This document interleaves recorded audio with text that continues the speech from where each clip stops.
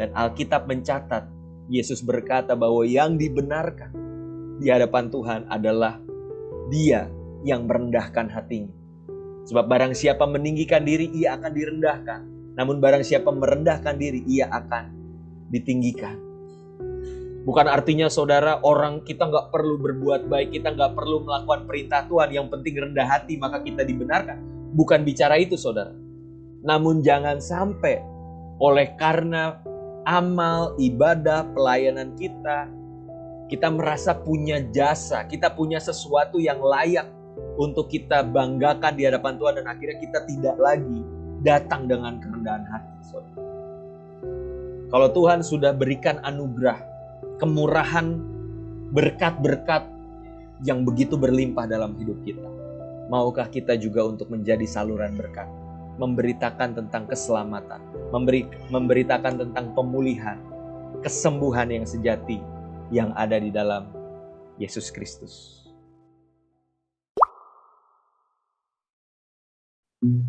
Terima kasih. Sebelum kita dengarkan firman Tuhan, saudara, mari kita satu di dalam doa.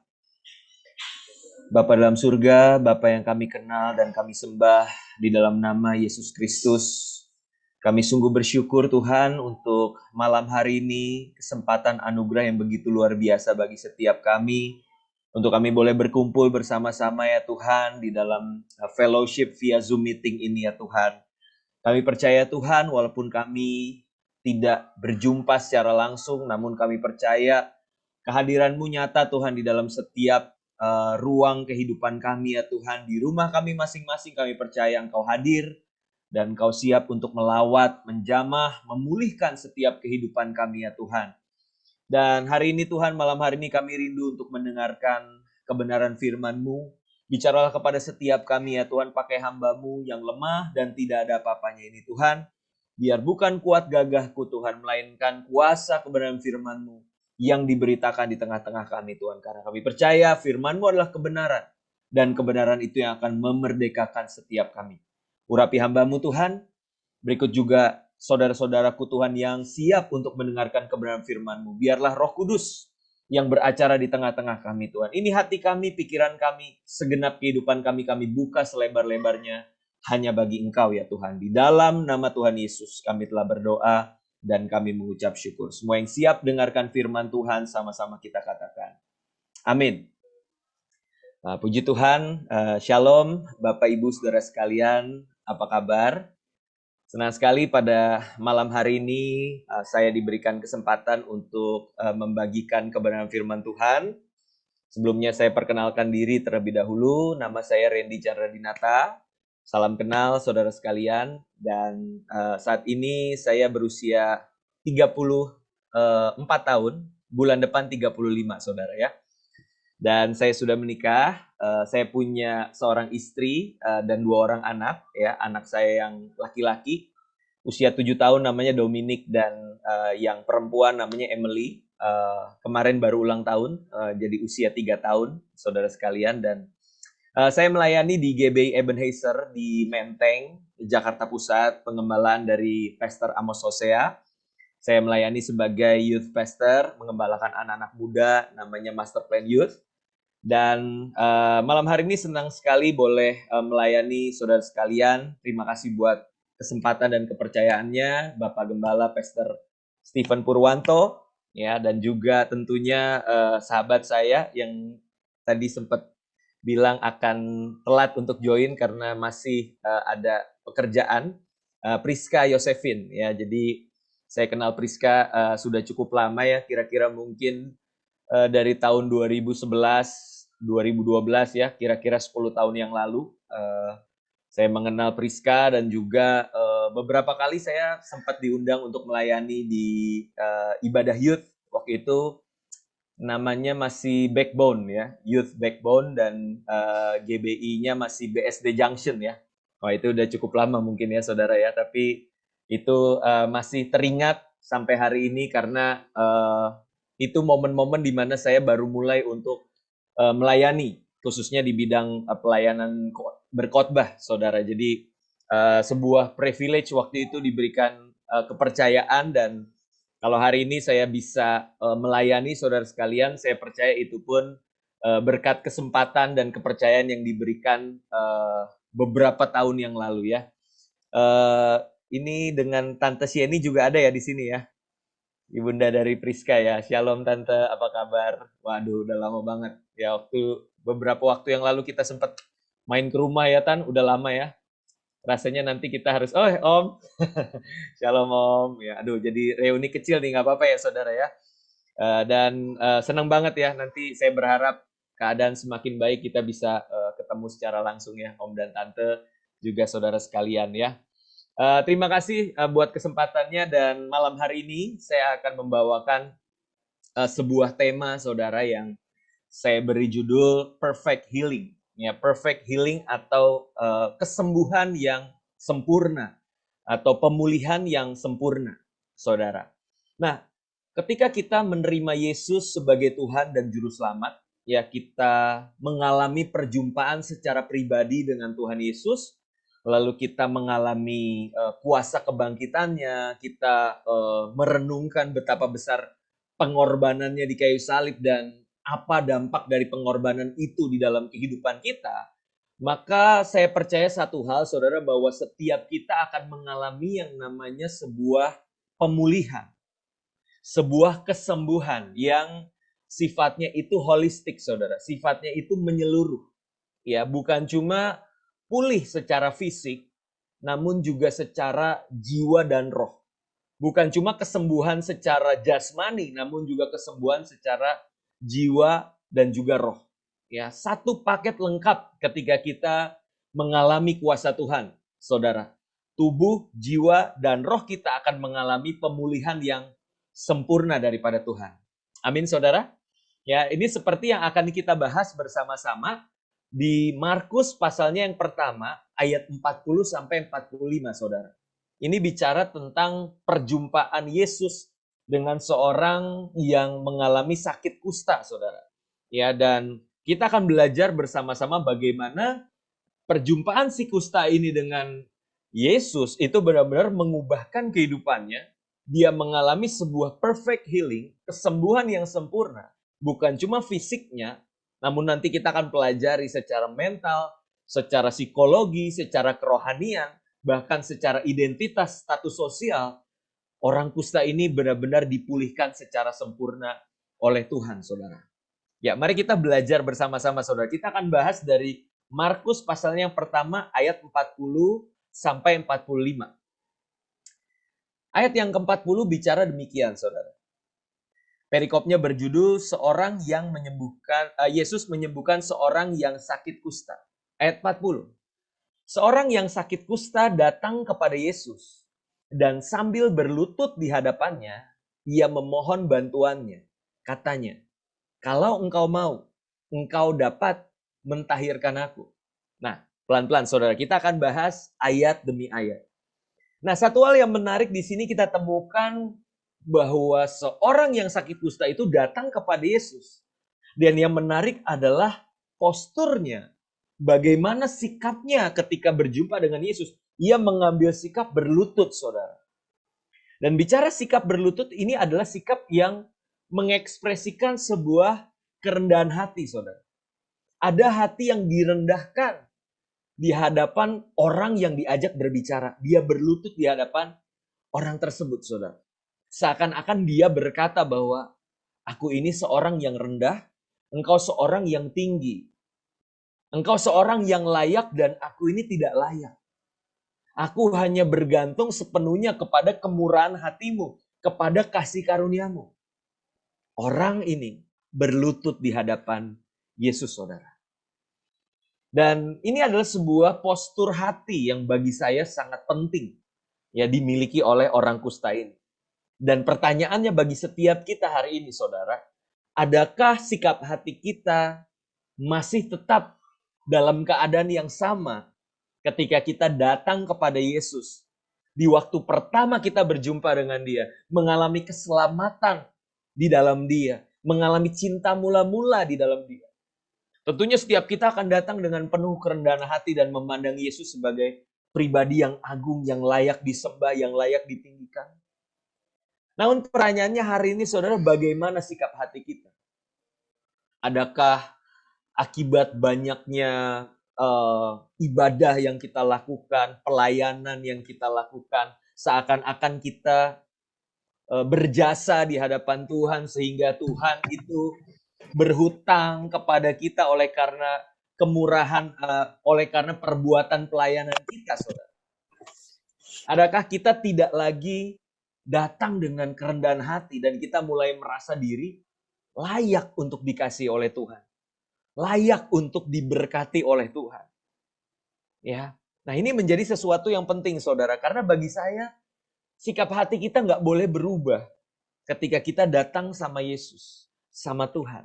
Kita harus tetap dengan humility, dengan kerendahan hati yang sama bahwa semua adalah karena kasih karunia Tuhan. Amin, saudara. Saya teringat akan sebuah kisah di dalam Alkitab mengenai dua orang yang datang ke bait Allah. Yang seorang adalah Farisi. Dia berdoa di hadapan Tuhan. Dia berkata, aku bersyukur kepadamu ya Tuhan. Sebab aku tidak sama seperti semua orang yang lain. Aku berpuasa, aku bersedekah, aku memberikan persepuluhan. Aku melakukan banyak perintah-perintah Tuhan dengan perfect, dengan sempurna. Tidak sama seperti semua orang, termasuk juga pemungut cukai itu. Dan di bagian bait Allah yang lain, ada seorang pemungut cukai, seorang yang dipandang berdosa. Dia tidak berani menengadahkan wajahnya ke langit, ia memukul dirinya sambil berkata, ampunilah aku sebab aku ini orang berdosa. Dan Alkitab mencatat, Yesus berkata bahwa yang dibenarkan di hadapan Tuhan adalah dia yang merendahkan hatinya. Sebab barang siapa meninggikan diri, ia akan direndahkan. Namun barang siapa merendahkan diri, ia akan ditinggikan. Bukan artinya saudara, orang kita nggak perlu berbuat baik, kita nggak perlu melakukan perintah Tuhan, yang penting rendah hati maka kita dibenarkan. Bukan bicara itu saudara. Namun jangan sampai oleh karena amal, ibadah, pelayanan kita merasa punya jasa, kita punya sesuatu yang layak untuk kita banggakan di hadapan Tuhan dan akhirnya kita tidak lagi datang dengan kerendahan hati, saudara. Ingat baik-baik dari mana kita berasal. Kita adalah orang berdosa yang diselamatkan oleh kasih karunia. Kalau hari ini saudara semakin banyak hal yang kita perbuat untuk Tuhan, pelayanan yang kita lakukan, pengorbanan yang kita lakukan untuk Tuhan, ketahuilah satu hal bahwa itu bukannya apa, melunasi hutang kita di hadapan Tuhan. Yang ada apa? Justru kita semakin berhutang kasih karunia kepada Tuhan. Semakin besar hutang kita dan kita tidak akan bisa membayarnya. Yang ada kita cuma bisa bilang, it's only by your grace. Itu semua karena kasih karuniamu. Amin, saudara. Ya. Nah, berikutnya kita akan melihat kembali, masih di ayat yang ke-40 tadi, saudara. Bagaimana di situ dikatakan oleh orang kusta ini, katanya, kalau engkau mau, engkau dapat mentahirkan aku. Kalau engkau mau, engkau dapat mentahirkan aku. Nah, perhatikan saudara, di sini ada sebuah statement yang menarik. Orang kusta ini tidak berkata, kalau engkau mampu, atau kalau engkau dapat, kalau engkau bisa. No, orang kusta ini berkata, kalau engkau mau. Kata kalau engkau mau itu artinya apa? Orang ini pernah mendengar sebelumnya bahwa pribadi Yesus itu adalah pribadi yang sanggup untuk mengadakan mujizat. Dan orang ini percaya penuh akan kuasanya.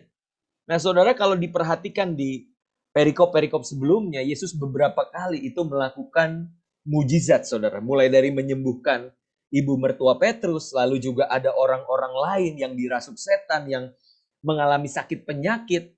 Mereka itu mengalami kuasa kesembuhan daripada Yesus.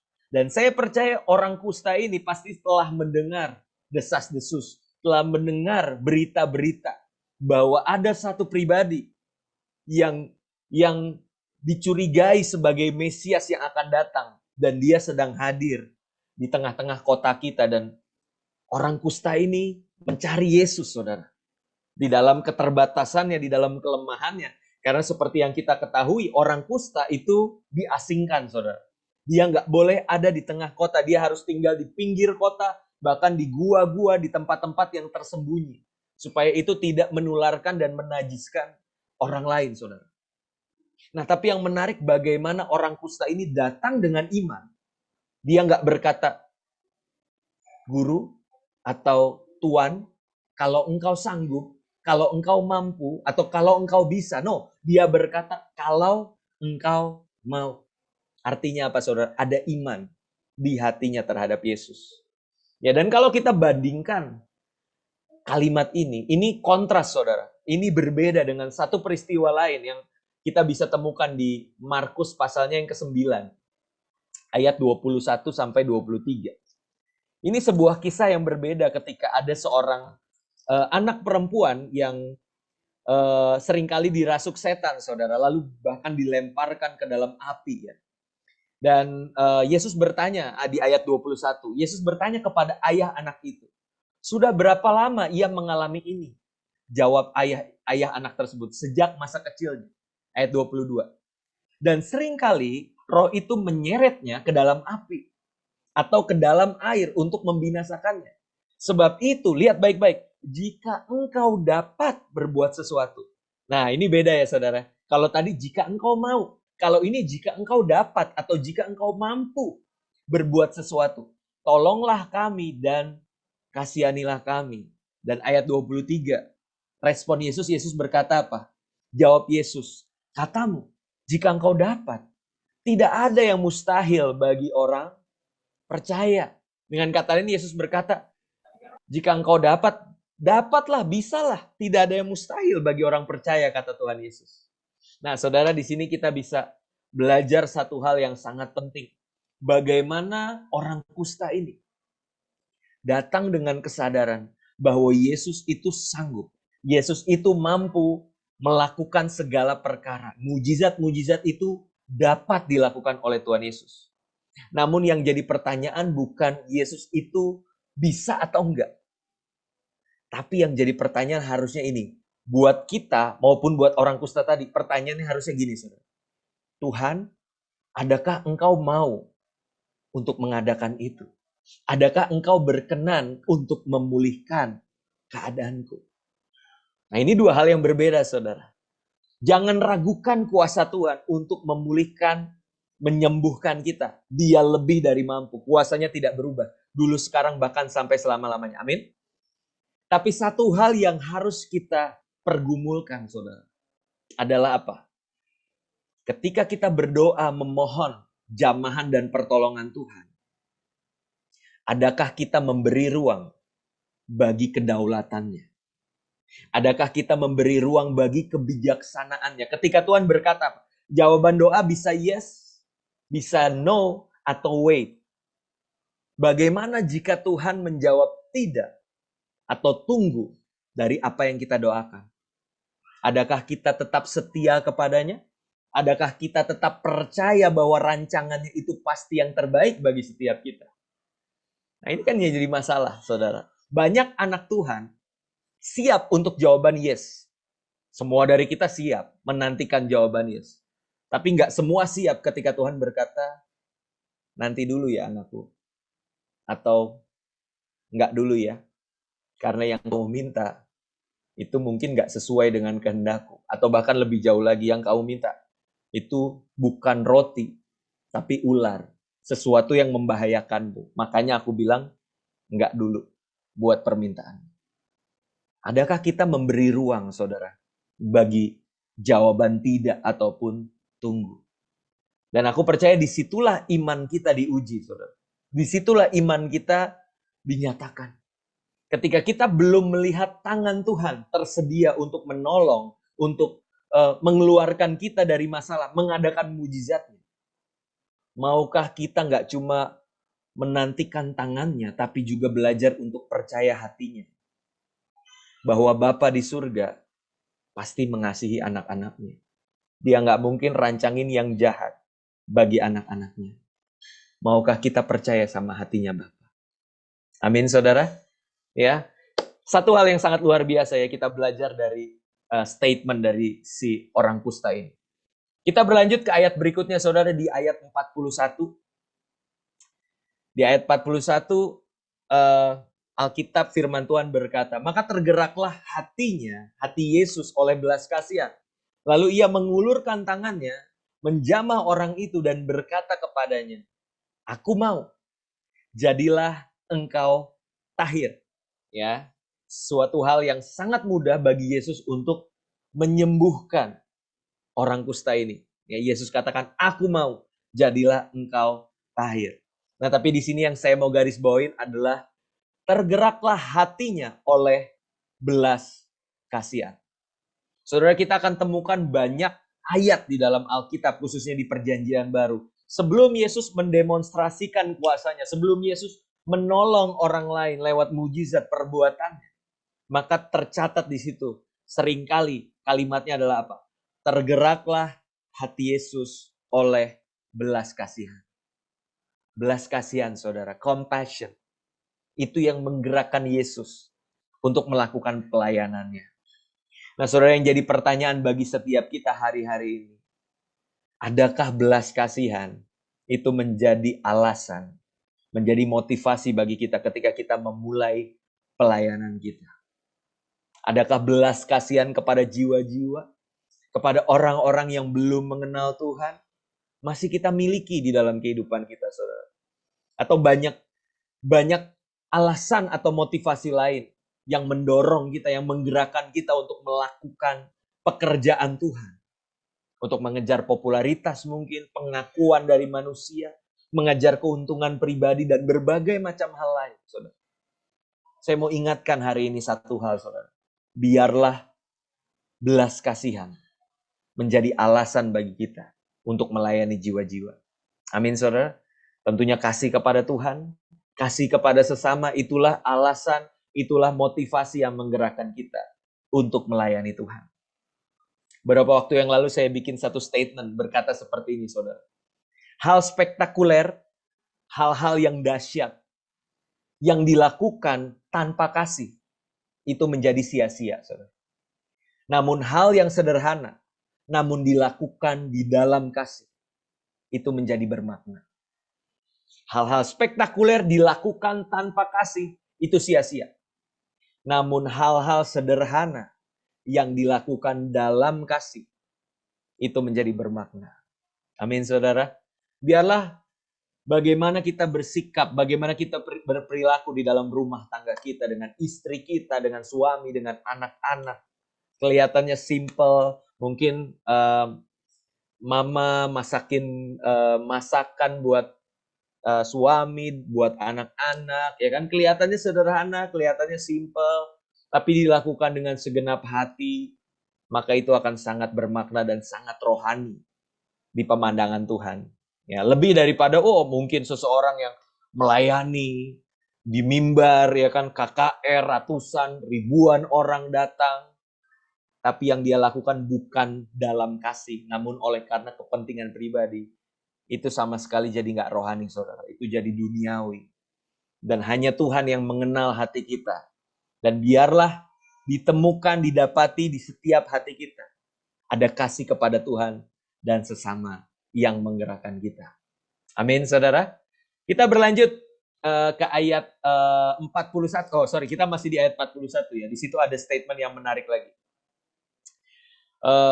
Yesus menjamah orang itu dan berkata kepadanya, aku mau, jadilah engkau tahir. Nah, di sini yang menarik, saudara, bahwa Yesus itu menjamah si kusta. Pertanyaannya, kenapa Yesus harus menjamah orang kusta itu? Sedangkan Yesus itu terkenal punya banyak metode untuk menyembuhkan orang. Mulai dari sesuatu yang harus bersentuhan secara fisik, ataupun cuma sekedar perkataan verbal, dan itu sanggup untuk menyembuhkan.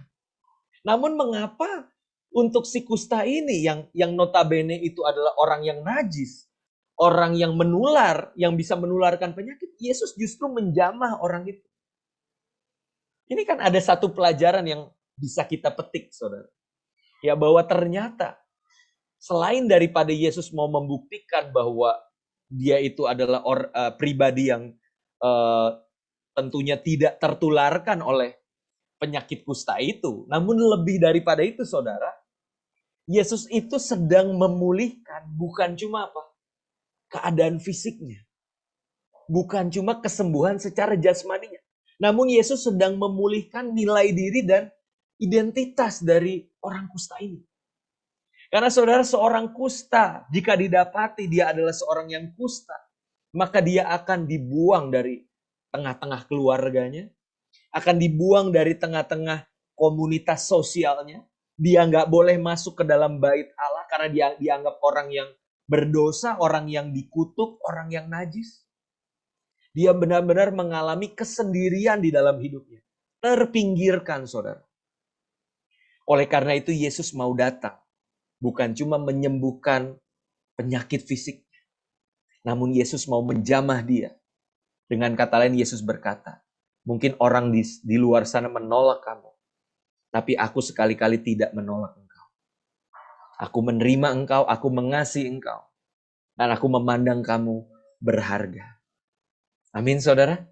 Ya, ini sesuatu yang luar biasa ya, yang Yesus nyatakan kepada si kusta ini.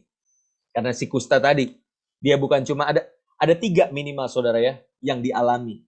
Penyakit yang dialami oleh si kusta ini. Yang pertama tentunya penyakit kusta itu sendiri, penderitaan fisik, ya, dan yang berikutnya penderitaan secara psikologis, karena dia dikucilkan, ya, dialienasi, ya, diasingkan dari keluarganya dan dari orang-orang komunitasnya. Dia menderita secara psikologis, secara mental, dan tentunya dia juga menderita secara rohani, saudara. Karena stigma yang terbangun, ya, satu pandangan yang terbangun bahwa orang sakit kusta itu adalah orang berdosa, saudara. Ya, ada dosa tersembunyi yang entah dilakukan oleh dia ataupun orang tuanya. Dan melalui karya yang Yesus lakukan, Yesus mau menyatakan bahwa apa? Engkau dipulihkan secara sempurna. Bukan cuma secara jasmani, namun juga secara psikologi, secara mental, secara identitas. Engkau diangkat kembali menjadi anak-anak Tuhan. Amin, saudara. Saya nggak tahu apa yang sedang saudara alami hari-hari ini. Mungkin saudara mengalami banyak penderitaan yang bukan cuma secara fisik. Mungkin saudara mengalami penganiayaan secara perkataan, ya, lewat bullying mungkin, penghinaan dari orang-orang terdekat, saudara dikucilkan. Sehingga saudara mengalami krisis identitas. Saudara merasa, aku ini nggak berharga. Karena banyak orang menolak aku. Namun ketahui satu hal, saudara, bahwa identitas kita tidak ditentukan dari apa perkataan orang mengenai kita. Identitas kita tidak ditentukan dari apa yang orang bisa buat terhadap kita. Namun identitas kita ditentukan dari apa kata Yesus mengenai kita. Dan apa yang dia telah kerjakan di kayu salib bagi setiap kita. Amin, saudara. Ya, saya berharap ini bisa menjadi kekuatan bagi setiap kita. Dan pelajaran berikutnya, saudara. Kalau Yesus mau bersentuhan dengan mereka yang terpinggirkan, adakah kita juga mau hadir, saudara? Bagi mereka yang termarginalkan. Bagi orang-orang yang mungkin dipandang sebelah mata oleh dunia ini. Orang-orang miskin, orang-orang yang mungkin cacat secara jasmani, orang-orang yang ya kasarnya dipandang sebagai sampah masyarakat. Adakah kita mau hadir untuk mengasihi mereka dan melayani mereka? Atau kita cuma bergaul dengan mereka yang terpandang, saudara, yang dianggap layak? Kita belajar dari apa yang Yesus lakukan. Nah, berikutnya saudara di ayat 42. Markus pasalnya pertama ayat 42. Seketika itu juga lenyaplah penyakit orang kusta itu dan ia menjadi tahir. Nggak perlu dijelasin. Udah sangat jelas bahwa Yesus itu memang berkuasa untuk mengadakan mujizat, saudara. Dan percayalah, mujizatnya masih berlaku sampai hari ini. Jangan pernah ragukan itu, saudara. Kalau ada yang sakit, kalau ada yang mengalami pergumulan, jangan sungkan untuk bawa dalam doa. Jangan mulai timbul keraguan untuk kayaknya nggak perlu doa lagi deh. Ini kayaknya udah nggak mungkin. Kayaknya ini udah mustahil. Udahlah, ngapain lagi berdoa? Udahlah, pasrah aja. No, saudara. Our God is God of miracle. Dia adalah Allah pembuat mujizat. Dan kuasanya sampai hari ini masih berlaku. Dia masih bekerja sampai hari ini. Amin, saudara ya. Kita berlanjut ke ayat 43.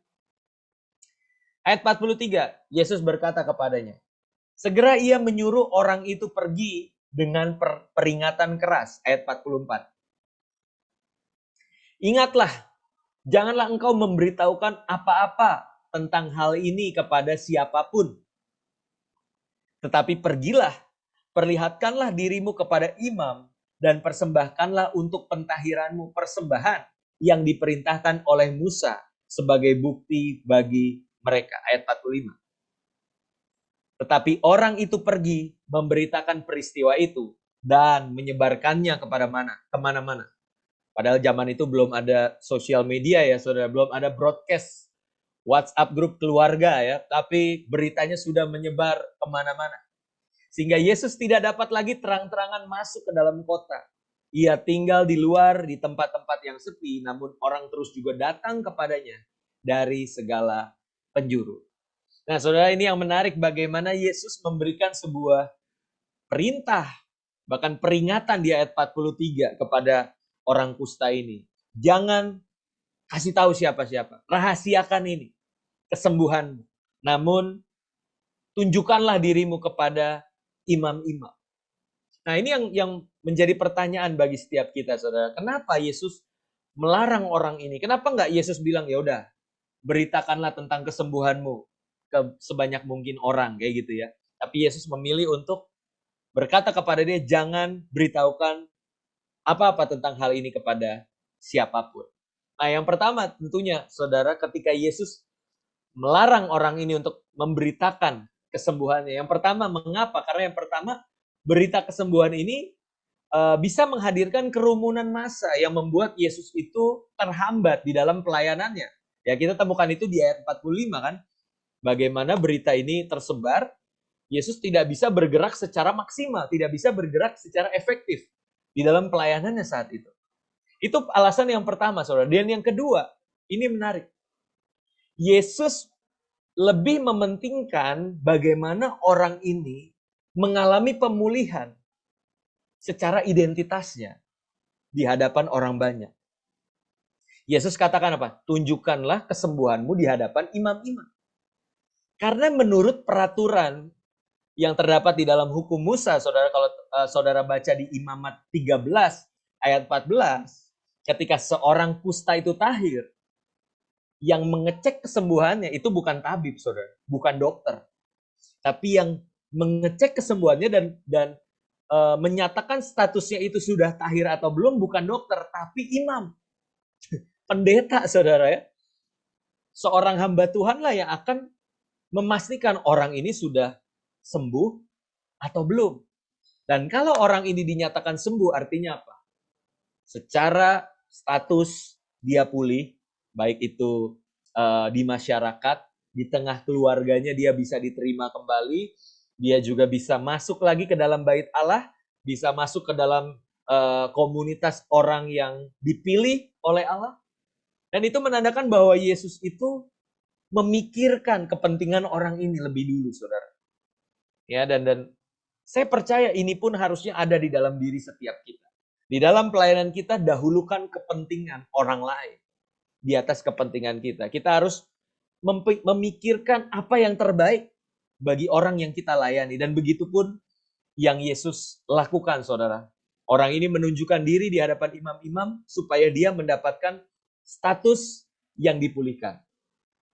Nah, namun yang terjadi kan berlawanan dengan itu, saudara. Ya, kita temukan di ayat yang ke-45 bagaimana justru orang ini memberitakan tentang kesembuhannya, saudara. Dan itu membuat Yesus tidak bisa bergerak secara leluasa. Nah, memang saudara, di satu sisi ada bentuk ketidaktaatan ya terhadap apa yang Yesus perintahkan. Dan kita tidak bisa membenarkan apa yang dilakukan oleh orang kusta ini, apapun alasannya. Namun di sisi lain, saudara, kalau kita mau coba cari alasan atau konteks latar belakangnya. Kenapa sih si kusta ini melanggar perintah Yesus? Karena saudara bayangkan, penderitaan yang begitu hebatnya dia alami, yang membuat dia terasingkan dari tengah-tengah dunia saat itu. Dan di momen itu dia mengalami sebuah perjumpaan yang memulihkan kehidupannya. Tidak mungkin tidak, saudara, bagi dia untuk bersaksi. Tidak mungkin tidak dia harus menceritakan tentang apa yang dia alami. Itu sisi lainnya, saudara. Dia menunjukkan sebuah ucapan syukur, sebuah kebahagiaan bahwa dia telah dijamah dan disembuhkan oleh Tuhan. Dia tidak punya kuasa untuk menahan dirinya. Nah, saudara, yang menjadi ironis bagi saya adalah seperti ini. Dan ini terakhir ya, saudara, untuk menjadi perenungan bagi setiap kita. Kalau si kusta ini dilarang oleh Tuhan untuk memberitakan tentang Yesus yang menyembuhkan, namun si kusta ini justru memilih untuk memberitakan nama Yesus secara besar-besaran. Dia mau orang banyak itu mengenal juga Yesus yang telah menyembuhkan dan menjamah dia. Kalau dia dilarang namun dia bersikeras untuk memberitakan Yesus. Bagaimana dengan kita, saudara? Kita diperintahkan untuk memberitakan amanat agung. Kita diperintahkan untuk menceritakan perbuatan-perbuatan Allah yang dahsyat dan ajaib kepada seluruh dunia ini. Namun seringkali kita memilih untuk diam. Kita memilih untuk cari aman. Kita memilih untuk menjaga kepentingan diri kita sendiri. Kita nggak berani untuk keluar dari comfort zone kita. Mungkin kita akan dibenci mungkin. Kita akan tertolak, kita akan dikucilkan oleh karena kita menceritakan kebaikan Tuhan. Tapi itu kan sebuah perintah dari Tuhan yang harusnya kita lakukan, saudara. Dan tentunya ya, seperti apa yang sedang terjadi hari-hari ini, saya tidak mengencourage saudara untuk memberitakan Yesus dengan cara-cara yang keras atau yang menjelek-jelekan iman orang lain. Bukan itu, saudara. Namun ketika ada kesempatan bagi kita untuk bersaksi, kesempatan bagi kita untuk menceritakan kebaikan Tuhan dalam hidup kita, bukankah harusnya kita manfaatkan momen itu untuk memberitakan tentang Yesus Kristus? Sama seperti para rasul, Petrus dan juga murid-murid yang lain ketika Mahkamah Agama berkata, jangan lagi memberitakan nama Yesus atau engkau akan mengalami hukuman yang lebih lagi daripada yang engkau alami. Tapi mereka berkata, silakan engkau sendiri yang tentukan. Adakah kami harus taat kepada manusia atau taat kepada Allah? Dan mereka memilih untuk tetap memberitakan nama Yesus. Tanpa memaksa. Tanpa dengan menjelek-jelekan kepercayaan lain, saudara. Ini jadi pertanyaan bagi setiap kita. Yuk saudara, mari. Kalau Tuhan sudah berikan anugerah, kemurahan, berkat-berkat yang begitu berlimpah dalam hidup kita, maukah kita juga untuk menjadi saluran berkat, memberitakan tentang keselamatan, memberitakan tentang pemulihan, kesembuhan yang sejati yang ada di dalam Yesus Kristus. Amin, saudara. Ya, mari kita buka hati kita izinkan Roh Kudus untuk menjamah kita mengalami perjumpaan dengan Dia. Maka saya percaya kesembuhan, pemulihan tubuh, jiwa, dan roh itu akan menjadi bagian hidup kita. Bahkan pemulihan secara identitas, bahkan juga panggilan untuk kita memberitakan Injil, untuk kita memberitakan kerajaan Allah tengah-tengah dunia ini. Amin, saudara. Mari kita tunduk kepala, kita berdoa. Bapa dalam surga, kami sungguh mengucap syukur Tuhan untuk malam hari ini. Kami bersyukur buat sebuah kisah yang tercatat di dalam Injil Markus, Tuhan. Bagaimana Engkau berjalan berkeliling dan menyembuhkan orang banyak, Tuhan. Dan betapa kami bersyukur punya Allah yang seperti Engkau. Engkau Tuhan yang tidak memandang rupa, Engkau Tuhan yang tidak membeda-bedakan orang, ya Tuhan. Bahkan orang kusta ini yang dibuang, yang diasingkan dari tengah-tengah komunitasnya, tapi justru Engkau malah menjamah dia. Engkau bersentuhan langsung dengan dia. Dan Engkau memulihkan dia, bukan cuma secara fisik, namun juga secara mental, psikologi, secara identitas, kesembuhan yang penuh, yang holistik itu menjadi bagian hidupnya. Perfect healing itu menjadi bagian hidupnya. Dan kami percaya Tuhan, kuasa-Mu juga berlaku sampai hari ini. Biarlah Engkau juga menjamah setiap kami Tuhan. Aku berdoa bagi setiap saudara-saudaraku di tempat ini. Mungkin ada yang mengalami banyak pergumulan ya Tuhan. Mulai dari sakit penyakit secara jasmani. Mungkin mengalami pergumulan secara ekonomi finansial ya Tuhan. Mungkin juga mengalami konflik di tengah-tengah rumah tangga, relationship, dimanapun ya Tuhan. Satu hal yang kami percaya, kuasa-Mu tidak berubah. Kesembuhan, pemulihan yang penuh itu menjadi bagian kami. Oleh karena itu kami mohon di dalam nama Tuhan Yesus terjadi atas anak-anak-Mu Tuhan malam hari ini. Engkau pulihkan, Engkau sembuhkan Tuhan, Engkau restorasi Tuhan. Mereka yang sedang mengalami kesulitan, mereka yang sedang bergumul di dalam kehidupan pribadi lepas pribadi ya Tuhan. Aku percaya dalam nama Tuhan Yesus terjadi secara sempurna atas kehidupan mereka ya Tuhan. Terima kasih Tuhan Yesus, kami terima dengan iman, kami terima dengan ucapan syukur hanya di dalam nama Tuhan Yesus. Terima kasih Tuhan Yesus, kami bersyukur untuk kebenaran firman-Mu, biarlah itu termaterai dalam hati kami, dan itu menjadi kekuatan bagi setiap kami untuk melangkah dari hari lepas hari ya Tuhan. Berjalan dari kemenangan kepada kemenangan di dalam Engkau ya Tuhan. Berkati gereja di tempat ini Tuhan, GBI di tempat ini Tuhan, Intermark ya Tuhan. Berkati Bapak Gembala kami ya Tuhan, berkati seluruh tim pengembalaan yang ada ya Tuhan, kami serahkan sepenuhnya ke dalam tangan kuasa-Mu ya Tuhan. Biar hikmat yang daripada Roh Kudus, biar kekuatan kesanggupan yang daripada Roh Kudus. Untuk Pastor Stephen Tuhan boleh menggembalakan anak-anak-Mu Tuhan, menggembalakan domba-domba-Mu. Untuk setiap hari semakin hari menjadi semakin serupa dengan Yesus Kristus. Kami bersyukur buat malam hari ini Tuhan, kami peralaskan doa ini hanya di dalam satu nama, nama yang berkuasa, nama yang powerful, Yesus Kristus Tuhan. Haleluya. Amin. Tuhan Yesus berkati saudara sekalian.